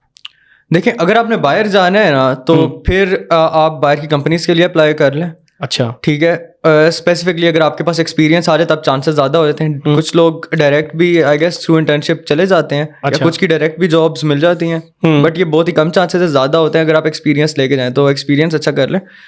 और इसमें जो आइडियल सिनेरियो है ना कि अगर आपको बाहर जॉब नहीं मिल रही, किसी कोई स्पॉन्सर नहीं कर रहा आपको, तो फिर आप फिर मास्टर्स करने चले जाएं और फिर उधर ही पोस्ट स्टडी वर्क वीज़ा के बेसिस पे आप जॉब वहाँ पे ढूंढ लें और फिर वहीं पे रह लें। अच्छा उमर भाई ये बताएं कि जो जब भी स्टूडेंट किसी भी कंपनी में जॉब स्टार्ट जाता है तो क्या उसको ट्रेनिंग दी जाती है, या जो आप अभी फास्ट से ग्रेजुएट हुए हैं जितनी नॉलेज आपके पास था वो उसने कितना बिल्ड किया आपका काम, कितनी आसानी आपके लिए पैदा की है? देखें यूनिवर्सिटी तो आपका नॉलेज तो आपका बिल्ड करती है, मतलब वही नॉलेज आपका आगे यूज़ हो रहा है, तो अच्छा। आपने ऑब्वियसली यूनिवर्सिटी में से चीज़ को सीख के ही जानी है ना, बट आगे भी आपकी ट्रेनिंग होती है, ये नहीं आप सब कुछ ही सीख के जाते हो। आप जब फ्रेशली ज्वाइन करते हो कंपनी, आपकी ट्रेनिंग होती है और वो साथ साथ आप सीख जाते हो। फॉर एग्जांपल अगर कोई बंदा जा रहा है फ्लटर में और उसको फ्लटर में काम किए हुए टाइम हो गया, बट उसको जनरल याद है फ्लटर कैसे चलती थी, तो वो साथ साथ मतलब देख के फ्लटर में क्या काम होता है वो उसको देख के दोबारा मतलब माइंड में चीज़ें आ जाती हैं, तो सही है। लेकिन आप नॉलेज बेस बिल्ड करके जाते हो अपनी। पहली जॉब ऑफर है उसको अब करना चाहिए, एक्सेप्ट करना चाहिए, रिजेक्ट करना चाहिए, वो कैसे आप डिसाइड करेंगे? मुझे कुछ जॉब ऑफर्स आई थी, ठीक है, इसमें एक तो आपने देखे कंपनी अच्छी नहीं है जैसे मैंने कहा था, या शेडी प्रैक्टिसेस हैं, या इसमें आपको पैकेज नहीं अच्छा मिल रहा, तो इसमें डिफरेंट फैक्टर्स हैं, आपकी प्रायोरिटीज़ क्या हैं। इसमें जब मुझे जो पहली जॉब ऑफर आई थी ना, एक्चुअली मुझे ना फाइनल ईयर में मुझे प्रोफेशनल प्रैक्टिसेस पढ़ाई थी सर सबकत मंसूर ने। उन्होंने ये कहा था कि पहली जॉब ऑफर कभी एक्सेप्ट न कर लेना ऐसे ही कि जो चीज़ नज़र आ गई है उसके बेसिस पे। और मैंने उनसे यही क्वेश्चन किया था कि जब मेरा ज़ीरो एक्सपीरियंस था इंडस्ट्री का, कि मैं जब ज़ीरो एक्सपीरियंस के साथ जा रहा हूँ, आपको लगता नहीं है कि मैं कर लूँगा एक्सेप्ट उसको? उन्होंने कहा था कि मैंने यही पॉइंट अपने माइंड में रखते हुए कहा, आप ज़ीरो एक्सपीरियंस के साथ भी जाओ, ऐसे ही एक्सेप्ट न कर लेना। और उन्होंने बिल्कुल ठीक बात की थी। तो उसमें यही फैक्टर है कि आप, ये नहीं है कि आपको अगर पहली जॉब ऑफर मिल गया आपको आगे कोई जॉब ऑफर नहीं मिलेगी, आपको जॉब ऑफर्स मिलनी है। ये पॉइंट अपने माइंड में रखना चाहिए। ये आप ग्रेजुएट किया, आपको जॉब ऑफर्स मिलेंगी। ऐसे नहीं हो सकता कि पहली जॉब ऑफर आप एक्सेप्ट कर चलें। इवन दो आप एक्सेप्ट कर लेते हो तो आप कोशिश करें कि आप कॉन्ट्रैक्ट वाली ना एक्सेप्ट करें, जिनमें आप क्या कहते हैं बाउंड हो जाते हैं कुछ टाइम के लिए काम करने के लिए। ठीक है, आप विदाउट कॉन्ट्रैक्ट को जॉब ऑफर एक्सेप्ट करें जिसमें आप प्रोबेशन पे अप्लाई करते हैं और कोई बेहतर जॉब अपॉर्चुनिटी आपको मिले, आप लीव करके उधर चले जाएं। इसमें ये आ सकता। उमर भाई ये बताएं कि चलो ठीक है, अभी हमने अगर समराइज करें सारे पॉइंट्स को, तो स्टूडेंट्स को रिक्रूटमेंट ड्राइव्स में लाजमी पार्टिसिपेट करना चाहिए। नंबर 1, रेफरेंस बनाए आपने, ठीक है, जो की कंपनीज में लोग बैठे हैं उनसे कांटेक्ट होना चाहिए उनका। उसके बाद लिंक्डइन प्रोफाइल प्लस गेटहब अपनी प्रोफाइल को बिल्ड करें, ठीक है, और अप्लाई करें, जहां पर भी पोस्ट आती है उसके अप्लाई करें। अब मुझे इसमें बड़ा एक इंटरेस्टिंग फैक्ट ये है कि कुछ लोगों को जब जॉब नहीं मिलती ना, तो वो फिर इररेलेवेंट जॉब करते हैं। फॉर एग्जाम्पल, आपने एक बंदे ने कंप्यूटर साइंस की डिग्री की है, किसी भी यूनिवर्सिटी से की है, अब उसको जो जिस काम में उसकी स्किल है या जिसको में उसका FYP है उसके रिलेटेड उसको जॉब नहीं मिल रही। अब उसको जॉब मिल रही है जी कॉल सेंटर में आ जाएं आप, या रिसेप्शनिस्ट बन जाएं, या कुछ और कर जाएं, तो उस सिनेरियो में क्या करना चाहिए? देखें वही है ना, आप टेम्परेरीली अगर आपको कोई मीन्स ऑफ अर्निंग मिल रहे हैं तो आप कर लें, बट कीप इन माइंड कि वो कॉन्ट्रैक्ट बेस ना हो। ये नहीं कि अगर आपने ज्वाइन कर लिया एज अ कॉल सेंटर तो आपने साल पूरा वहाँ पे जॉब करनी है, ठीक है। कॉन्ट्रैक्ट वाली ना करें। और इररिलेवेंट जहाँ तक ये है ना कि आपको मैं खुद कुछ पाइथन डेवलपर, कुछ सॉफ्टवेयर डेवलपर्स की मैंने पोस्ट पे अप्लाई भी किया था। तो उसमें ये है टेम्परेरीली आप सॉफ्टवेयर डेवलपमेंट, मतलब अगर आप AI में जाना चाह रहे हैं, आप टेम्परेरीली सॉफ्टवेयर डेवलपमेंट में कर लें, क्योंकि जॉब्स इस्लामाबाद में वैसे ही जॉब्स कम है, AI की जॉब्स और कम है, तो आप टेम्परेरीली कोई और भी कर सकते हैं। आप किस नतीजे पर बात कर रहे हैं कि इस्लामाबाद में कम? वाकई आपको पता है, खंगाला है आपने कि ऐसे ही सुने बात कर रहे हैं? जी मैंने बहुत मेरी जॉब हंटिंग काफ़ी लंबी थी। अच्छा। और लाहौर में बहुत ज़्यादा अपॉर्चुनिटीज़ हैं आपके पास। लाहौर में स्मोक भी है, स्मोक बहुत ज़्यादा है, अपॉर्चुनिटी। बस वही है कि लेकिन रोड नहीं नज़र आती, लेकिन जॉब नज़र आ जाती है। तो आपको अच्छा, लाहौर में अपॉर्चुनिटीज़ ज़्यादा हैं, वहाँ पे भी पेज अच्छे हैं, पेज इस्लामाबाद में भी अच्छे हैं। इस्लामाबाद में जॉब्स कम है। और AI की, जहाँ तक मैंने AI में अप्लाई करता था ज़्यादा, तो AI की जॉब्स इस्लामाबाद, AI की जॉब्स जनरली कम है as compared to software developers की जॉब्स अभी काफ़ी ज़्यादा है। अच्छा, डेवलपमेंट यानी फुल स्टैक वगैरह, full stack, front end back end, Java. यार आपका तो जितना मुझे पता है, जितना आप अच्छे कोडर थे, तो आप तो डेवलपमेंट में भी जा सकते थे, जितना मुझे पता है। वो मैं डेवलपमेंट में ही जा रहा था, मतलब मैं डिग्री के पहले 2 साल मैं खुद कॉटलिन सीख रहा था और जावा सीख रहा था। मैं उसके बाद मेरा प्लान था स्विफ्ट सीखने का। मेरा फाइनल फोकस है मेरा iOS डेवलपमेंट में जाने का। अच्छा, ये मेरे 4th सेमेस्टर की बात है। 5th सेमेस्टर में एक कोर्स था, उसमें ना मशीन लर्निंग का एक मॉडल सिर्फ एक दफ़ा ट्रेन करवाया था हमसे लेक्चरर ने, ठीक है। अच्छा। तो उससे मुझे पहली दफ़ा मैंने मशीन लर्निंग की चीज़ देखी थी कि ये भी कुछ होता है, तो उससे मैं इंस्पायर हुआ था। फिर उसके बाद मैंने मशीन लर्निंग खुद से एक्सप्लोर की, फिर डीप लर्निंग एक्सप्लोर की, और मैं बड़ा फैसिनेट हुआ इससे। फिर कंप्यूटर विजन और ये नेचुरल लैंग्वेज प्रोसेसिंग, फिर मेरा जो जिस चीज़ में मेरा इंटरेस्ट सबसे ज़्यादा डेवलप हुआ था दैट वाज कंप्यूटर विजन, और उसको फिर मैंने परस्यू किया। और फिर मैंने इलेक्टिव्स अपने एआई और कंप्यूटर विजन रिलेटेड ही रखे थे। नॉर्मली कि जो कंप्यूटर साइंस स्टूडेंट होता है, क्योंकि आपके पास साइबर सिक्योरिटी की भी फील्ड भी होती है, सॉफ्टवेयर इंजीनियरिंग है, एआई है, डाटा साइंस है, नेटवर्क्स हैं, डेटाबेस एडमिनिस्ट्रेटर बंदा लग सकता है, तो क्या ऑप्शंस होती हैं स्टूडेंट के पास? वैसे ये इंटरेस्ट कब स्टूडेंट को नॉर्मली, क्या सबको पता चल जाता है कि मेरा इंटरेस्ट इसमें है, कि किसको नहीं पता चल रहा, वो डाउट में है कि यार मैं किस फील्ड में जाऊं? तो इसके लिए क्या टिप्स हैं आपके पास? देखें, इसके लिए मैं ये कहूँगा, जैसे मैंने कहा समर सेमेस्टर आपके पास 2 महीने आते हैं हर साल, ठीक है, एक्सप्लोर करने के लिए। इनकेस आप समर सेमेस्टर नहीं लगवाते तो आपके पास 2 महीने हर साल हैं चीज़ें एक्सप्लोर करने के लिए, जिसमें आपके पास प्लेंटी ऑफ टाइम है। और आप इवन यूनिवर्सिटी के टाइम में भी आप साथ साथ चीज़ें एक्सप्लोर कर सकते हैं। वैसे फर्स्ट 3 सेमेस्टर में यूनिवर्सिटी आपको टाइम नहीं देगी, उसके बाद ही चीज़ें एक्सप्लोर करें। ठीक है। उनमें आप देखें, मैंने खुद पर्सनली साइबर सिक्योरिटी मैंने एक्सप्लोर की हुई है, डेवलपमेंट मैंने एक्सप्लोर की हुई है, डिफरेंट एंड्रॉइड डेवलपमेंट मैंने एक्सप्लोर की हुई है, बैक एंड डेवलपमेंट सॉफ्टवेयर की एक्सप्लोर की हुई है, एआई एक्सप्लोर की हुई है। अब आप देखें कि किस चीज़ का आपको शौक है, किस चीज़ में आपका जाने का दिल कर रहा है। उसमें मेरे केस में एआई थी, मैं एआई वाली साइड पे चला गया। तो आपको हो सकता है आप साइबर से इंप्रेस हो जाएं, आप साइबर में चले जाएं, तो ये चीज़ें आपने खुद एक्सप्लोर करनी है। और ये नहीं है कि आप बस नेट से कोर्सेज कर लें, ठीक है। अच्छा। आप नेट से कोर्सेज देखें, फिर उन कोर्सेज को इम्प्लीमेंट करें। ये नहीं आप कोर्स ने असाइनमेंट दे दिया कि ये असाइनमेंट करें, आप खुद से कोई असाइनमेंट सोचें कि मैं इस कोर्स को इस चीज़ में यूटिलाइज करता हूँ, ये चीज़ बनाता हूँ इससे। फॉर एग्जाम्पल, मैंने एक ऐप डेवलपमेंट सीख लिया, अब खुद से वैसी कोई छोटी सी ऐप बनानी सीख लें। आपके ये आप कहाँ से सीखी थी आपने? मैंने यूट्यूब। आप लर्निंग सोर्सेज कौन से थे? लर्निंग रिसोर्सेज आपके पास कोर्सेरा है, यूडेमी है, आपको कोर्सेरा का फ्री लाइसेंस भी मिला था कुछ टाइम के लिए। उसके अलावा लर्निंग रिसोर्सेज बहुत हैं आपके पास। यूट्यूब पर भी आपने सीखा था? जी बिल्कुल, यूट्यूब भी है, लर्निंग रिसोर्सेज आपके पास बहुत ज़्यादा हैं। ठीक है। तो इसमें ये है कि आपको जो चीज़ जिस चीज़ से आप इम्प्रेस होते हैं आप उसमें जाएं। आप तो साइबर सिक्योरिटी में भी आपने काफ़ी चीज़ें एक्सप्लोर की थी, वो से तंग आ गए। साइबर सिक्योरिटी मुझे सूट नहीं की थी, वही बात है ना, अब इंटरेस्ट नहीं डेवलप हुआ था मेरा एआई में, लेकिन हो गया, एआई में मैं चला गया। अच्छा, ये जो इंटरेस्ट डेवलप होता है, आप कुछ इलेक्टिव कोर्सेज पढ़ते हो या वो कोर कोर्सेज होते हैं जिसके बाद पता चलता है कि यार मेरा कंसिस्टेंट है माइंड इसके साथ? इलेक्टिव कोर्स तो आ गया, फिर तो टाइम गुजर गया ना, फिर तो आपके पास टाइम आ गया कि आपने फॉर एग्जांपल एक साइबर का कोर्स लेना है, आपने एआई का लेना है, इलेक्टिव कोर्स तो आ गया। आपके पास पहले 2 साल हैं चीज़ें एक्सप्लोर कर, वैसे थोड़ी थोड़ी, ज़रूरी नहीं है आप उसमें चीज़ में प्रोफेशनल बने, आप एक्सप्लोर करके देखें तो उसी चीज़ चलती चीज़ है क्या, उससे आपका इंटरेस्ट डेवलप होगा। उसके बाद फिर आप उस चीज़ से सूटेड इलेक्टिव्स लें। वैसे आपके जो पीयर्स हैं ज़्यादा किस डोमेन में गए हैं? डेवलपमेंट के साइड पर गए हैं, साइबर सिक्योरिटी में गए हैं, एआई में गए हैं?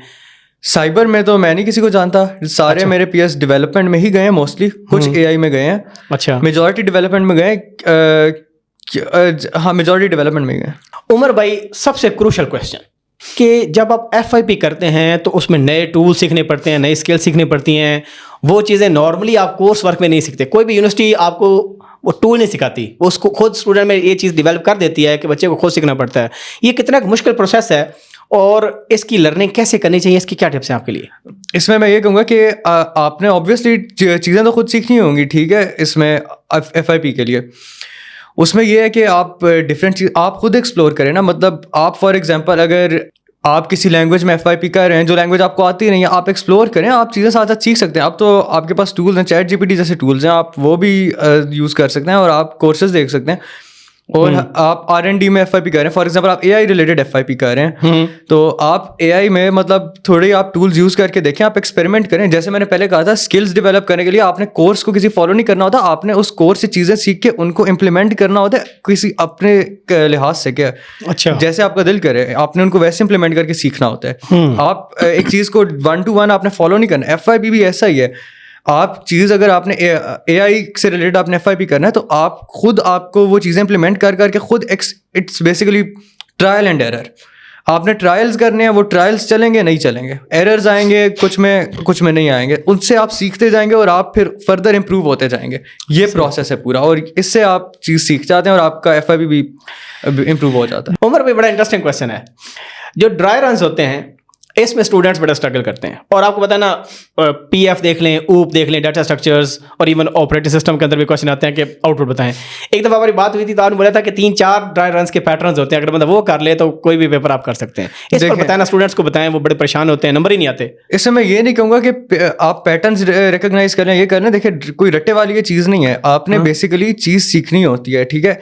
सबसे पहले ना आप असाइनमेंट्स खुद करें, आपने चैट जीपीटी से आप हेल्प ना लें इस असाइनमेंट में, ठीक है। अच्छा, इसमें ये नहीं है कि आपने कोई पैटर्न रिकॉग्नाइज कर लें या रट्टे मार लें, ये बेसिकली सिंपल से अंडरस्टैंडिंग का क्वेश्चन है। आप इसमें असाइनमेंट्स में चैट जीपीटी ना यूज़ करें, खुद से असाइनमेंट्स करें। आप कंपाइल नहीं हो रही असाइनमेंट, आप कंपाइलर में सर मारें अपना। जब असाइनमेंट में आप सर मारते हैं ना, तब आपको चीज़ें नज़र आना शुरू हो जाती हैं, वहाँ से आपकी अंडरस्टैंडिंग बिल्ड हो जाती है कि फ्लो काम कैसे करते हैं, वहाँ से ही आपकी ड्राई रन की कैपेबिलिटीज़ बिल्ड होंगी।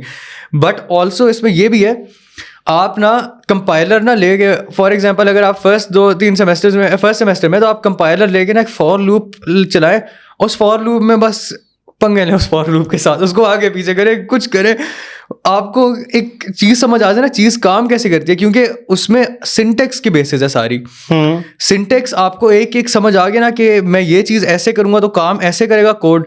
सिंटेक्स अगर आपको याद हो जाए, आपको ड्राई रन में कभी मसला होगा नहीं। मतलब सिंटेक्स की आपको अंडरस्टैंडिंग हो जाए ना, सिंटेक्स में जो वर्क अराउंड्स और जो ट्रिक्स होती हैं उनकी, तो वही है कि आप कंपाइलर पकड़ें, उसमें अपना सर मारें, असाइनमेंट्स करते हैं, सारी A to Z असाइनमेंट का एक एक लाइन खुद करें आप। यानी आपके ड्राई रन्स में अच्छे नंबर आने का मेन रीज़न यही है कि आप कोड को अंडरस्टैंड करते थे, खुद करते थे असाइनमेंट्स हमेशा A to Z आपको खुद ही करनी चाहिए, असाइनमेंट्स कभी किसी से नहीं करवानी चाहिए, ये मेरा बिलीफ है। बुक रीडिंग आप करते थे, क्या रिकमेंड करते हैं स्टूडेंट्स को?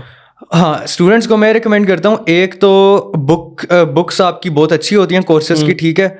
आपने लेक्चर स्किप कर दिया, या आप लेक्चर में सो गए, या आप लेक्चर में फ़ोन पे लगे हुए थे, तो ठीक है, गुजर के बुक्स हमारी बहुत अच्छी होती हैं और बुक्स में बहुत अच्छा लिखा होता है। एक तो आप बुक्स से रेफ़र करें, यूट्यूब देख लें, यूट्यूब पे भी ठीक होता है।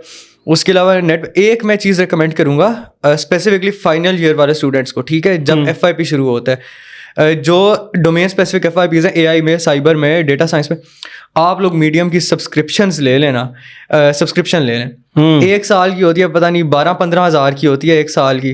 अच्छा, लेकिन मैं रिकमेंड करूँगा ले लें, ठीक है, क्योंकि ना मीडियम पे डोमेन स्पेसिफिक चीज़ें बहुत अच्छी लिखी होती हैं। वैसे उसका वर्क अराउंड भी है, आप इनकॉग्निटो में खोलें, लेकिन फिर एक एक करके VPN लगा खोलते रहेंगे, वो और चीज़ है। इसलिए बेहतर ये आप सब्सक्रिप्शन ले लें। और इसमें ना डोमेन स्पेसिफिक चीज़ों के बहुत अच्छे अच्छे आर्टिकल्स होते हैं। मतलब मैं एक एग्जांपल दे देता हूँ कि LSTM एक नेटवर्क होता है, ठीक है। आपने यूट्यूब से वीडियो देख ली, लेकिन आप लेक्चर में सो रहे थे, आपने यूट्यूब से वीडियो देख ली उसकी, आपको वर्किंग नहीं समझ आ रही, आपने कोई कोर्स कर लिया, मीडियम पे ना उसकी ना डिटेल से एक्सप्लेनेशन किसी बंदे ने आर्टिकल में की होगी, उसकी एनिमेशंस बनाई होंगी। मीडियम पे इतने अच्छे अच्छे आर्टिकल्स लोगों ने लिखे होते हैं ना, जो डेप्थ से वर्किंग सिखा सकते हैं आपको डिटेल्स के साथ। तो ये मैं कहूँगा कि आप एक मीडियम एक अच्छा रिसोर्स बनाएं अपने लिए सेल्फ लर्निंग का, लेकिन ये at the end of your degree करें, ठीक है। मीडियम के अलावा बुक्स आपकी बहुत अच्छी हैं, बुक्स से रेफ़र करें। स्लाइड्स आपके लेक्चरर्स बहुत अच्छी कराते हैं, बनाते हैं, स्लाइड्स रेफ़र करें आप। नॉर्मली जो कम्युनिकेशन स्किल्स हैं, जब आप इंटरव्यू में जाते हैं तो इसका कितना रोल होता है? क्या सारी की सारी, क्योंकि हम पाकिस्तानी जो है ना उर्दू में अच्छे होते हैं, सारे कुछ स्टूडेंट्स इंग्लिश में बहुत यानी एक्सेल होते हैं, तो इंग्लिश में इंटरव्यू होता है, मिक्स होता है, उस पर क्या गाइड करेंगे स्टूडेंट्स को? मेजॉरिटी इंटरव्यूज इंग्लिश में ही होते हैं, उर्दू में बहुत कम होते हैं। 90% इंग्लिश में होता है। और कम्युनिकेशन स्किल्स बहुत मैटर करते हैं, क्योंकि मोस्ट प्रोबेबली ना आपको कंपनीज मतलब मोस्टली ना लॉन्ग टर्म देखती हैं कि आपको फ्यूचर में लीड बनाना है या सीनियर पोजीशंस पे जाना है। आप क्लाइंट्स से, कुछ कंपनी स्टार्ट में ही आपको क्लाइंट्स के साथ लगा देंगी, कुछ फ्यूचर में लगाएंगी, तो क्लाइंट्स आपके बायर के होते हैं, आपने उनके साथ इंग्लिश में कम्युनिकेट यानी गोरे होंगे और आपको इंग्लिश पर एक्सपर्टीज देनी पड़ेगी। अब उसमें ये नहीं है कि आपको वो एक्सेंट भी उन्हीं का चाहिए, एक्सेंट डजंट मैटर, ठीक है। वो आपको बस इंग्लिश स्मूथली और क्लियरली बोलनी आनी चाहिए कि अगले को इंग्लिश की आपकी समझ है और आपको इंग्लिश अगले की इंग्लिश समझ आनी चाहिए। ये चीज़ इंपॉर्टेंट है, क्योंकि आप फ्यूचर में टीम लीड बनते हैं, आप सीनियर डेवलपर बनते हैं, आप क्लाइंट के साथ बात करें या आप स्टार्ट में क्लाइंट के साथ बात करें, तो आपने इंग्लिश में उनके साथ बात करनी होगी। तो ये चीज़ें मैटर करती हैं। अच्छा, लास्ट बस इसको हम समराइज करते हैं पूरे सेशन को। जो स्टूडेंट्स अभी ग्रेजुएटिंग ईयर में हैं, यानी फाइनल ईयर है, या जो सेकंड लास्ट ईयर में है, लेट्स सपोज 5वें सेमेस्टर में है, ठीक है, उनके लिए अपनी टिप्स को समराइज़ करें कि वो क्रक्स बता दें यार, कि जो उनको जॉब भी दिलवा सके, उन्होंने टाइम कैसे गुजारना है अपना, क्या गलतियां नहीं करनी। अब क्योंकि आप ग्रेजुएट माशाल्लाह हो गए, अच्छी पोजीशन पर भी हैं, अल्लाह को और कामयाब करे, आपके पीयर्स को भी कामयाब करे, या जो भी यूनिवर्सिटी से स्टूडेंट ग्रेजुएट है, मेरे तो एज अ टीचर भी ठीक है उनके लिए दुआ है कि अल्लाह सबको कामयाब करे, कोई बंदा बेरोजगार ना फिरे। क्योंकि जब भी कोई किसी भी यूनिवर्सिटी का स्टूडेंट मैं देखता हूँ कि यार उसको जॉब के लिए स्ट्रगल वो कर रहा है तो दिल दुखता है थोड़ा सा मेरा। तो आप बस इसको समराइज कर दें ताकि वो स्टूडेंट जो भी सुने तो वो आपको भी दुआएं दे कि यार ये चीज़ें वेल बिफोर टाइम हमें पता चल गई, ठीक है, क्योंकि आप एक सोर्स ऑफ इंस्पिरेशन उनके लिए बनेंगे, ठीक है। तो बस इस पर अपनी इनटेक दे दें मुझे। सबसे पहले तो इसमें यह है कि आप रिक्रूटमेंट ड्राइव स्किप नहीं करनी। कोई भी कंपनी आ रही है ना, रिक्रूटमेंट ड्राइव नहीं उसकी स्किप करनी, ठीक है। रिक्रूटमेंट ड्राइव 7 सेमेस्टर के एंड में शुरू हो जाएंगे। रिक्रूटमेंट ड्राइव में पार्टिसिपेट करें, वो आपका टॉप प्रायोरिटी है। रेफरल्स को मतलब सोशल नेटवर्किंग, लोग इंट्रोवर्टेड होते हैं, नहीं भी है तो मतलब कुछ तो मतलब सीनियर्स को के साथ नेटवर्क बना लें जो आपको एटलीस्ट इंटरव्यू दिलवा सकें फ्यूचर में, ठीक है।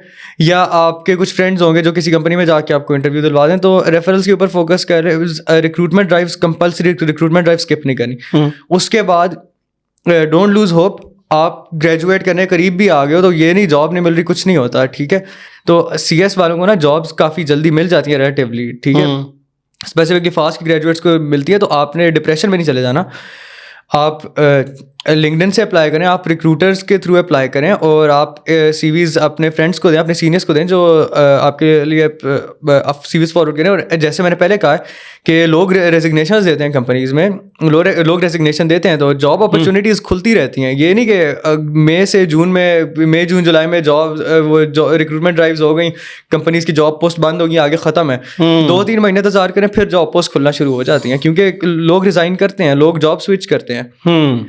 तो इससे बिल्कुल भी इसे डिप्रेशन में जाने की ज़रूरत नहीं है। मैं ऐसे काफ़ी लोगों को जानता हूँ मतलब जिनको टाइम लगता है और बहुत अच्छी अच्छी जॉब्स मिल जाती हैं। इसमें एक चीज़ से डिसहार्ट होने वाली कोई चीज़ नहीं है। मतलब एक वो कॉम्प्लेक्स बन जाता है कि मेरे दोस्तों की जॉब लग गई है, मेरी नहीं लगी, तो डजेंट मैटर। आप कोई स्किल सीख लो, तब तक आप कोई चीज़ सीख लो, आप अपना पोर्टफोलियो बेहतर कर लो, आप कोई डोमेन एक्सप्लोर कर लो। टाइम वेस्ट ना करो, बस यूज़ कर लो टाइम, और आप साथ साथ अप्लाई करते रहो, जॉब्स मिल जाती हैं इंशाल्लाह, सबको ही मिलेंगी बस इंशाल्लाह। अच्छा, इसमें बहुत इंपॉर्टेंट पॉइंट ये है कि स्टूडेंट्स ने डिग्री का वेट नहीं करना कि भाई डिग्री मुकम्मल होगी फिर मैं अप्लाई करूँगा, क्योंकि कीड़ा ज़हन में होता है बंदे के कि मुझे डिग्री मिलेगी, ठीक है, फाइनल ट्रांसक्रिप्ट मिलेगी तब मैं जाऊंगा, भाई देखें मैंने डिग्री कंप्लीट कर ली है। तो इसका मतलब है इस चीज़ को आपने ज़हन से निकाल देना है जी, क्योंकि जो बड़ी कंपनीज है ना, जनवरी में उनकी रिक्रूटमेंट ड्राइव्स होती हैं। अच्छा। और उनको पता होता है आपने जून में आना है कंपनी में, लेकिन वो आपकी CVs, वो रिक्रूटमेंट ड्राइव करते हैं, वो CVs साथ ले जाती हैं, आपको वो कॉल्स करती, वो मतलब कॉल बैक आपको जून में करती हैं। अच्छा, तो बस ये बड़े इंपॉर्टेंट पॉइंट्स आपने मेंशन किए। Thank you very much Umar भाई, आपने ज्वाइन किया। थैंक यू आपको इनवाइट करने के लिए। तो मैं उम्मीद करता हूँ कि ये पॉडकास्ट स्टूडेंट्स के लिए काफ़ी बेनिफिशियल साबित होगा इंशाल्लाह। तो उमर भाई के हम शुक्रगुजार हैं कि इन्होंने अपना कीमती वक्त निकाला, और ये ऐसी टिप्स हैं लिटरली जितने भी स्टूडेंट्स हैं जो किसी भी लेवल पर हैं यूनिवर्सिटी के अंदर, बेशक वो इस साल ग्रेजुएट होंगे जनवरी में, या कमिंग ईयर ग्रेजुएट होंगे आफ्टर स्प्रिंग सेमेस्टर, या जो इवन स्टूडेंट्स जो यूनिवर्सिटी में आना चाहते हैं फॉर एनी कंप्यूटिंग डिग्री और किसी भी प्रोग्राम के लिए, जरूरी कंप्यूटिंग हो, इंजीनियरिंग डिग्री में भी आप आ सकते हैं। तो क्राइटेरिया सेम है, आपने अपना सोशल नेटवर्क बनाना है, कोशिश करनी है लिंक्डइन प्रोफाइल अपनी बेहतर करें और स्किल्स सीखें जो आपको हेल्प आउट करे, ठीक है जी। फिर भी अगर आप समझते हैं कि कोई क्वेश्चन आपके माइंड में है जो हम आंसर नहीं कर पाए, आप उसको कमेंट सेक्शन में लिखें। मैं उमर भाई को भी रिक्वेस्ट करूंगा, ये भी वहाँ पर रिप्लाई कर देंगे, और या इनके बेसिस पर मैं खुद रिप्लाई कर दूंगा। तो wish you all the very best to all students.